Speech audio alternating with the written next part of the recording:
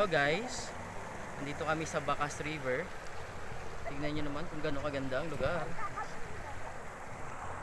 Kasama ko ang mga ponga. Inday!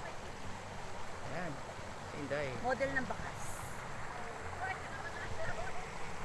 Ngayon, explore natin yung lugar. Papakita ko lang sa inyo.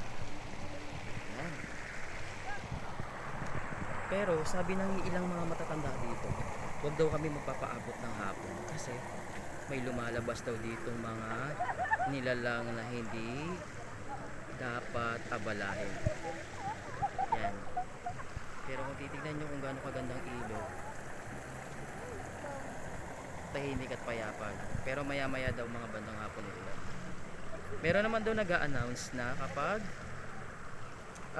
kailangan mag-release ng maraming tubig, sinasabihan kaagad yung mga tao para hindi ano din, kagaya ng mga napapanood natin sa Facebook at sa YouTube na yung mga nagsiswimming sa ilog ay tinatangay at nagkakaroon ng matinding disgrasya.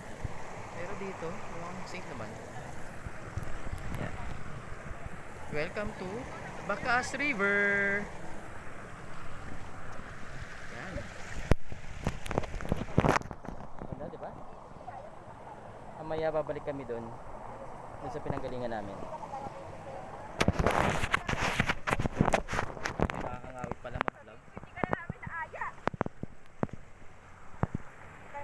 Hindi ka na namin ayaw, huwag ka na magtampo. Tignan nyo naman si Inday. Post ng post.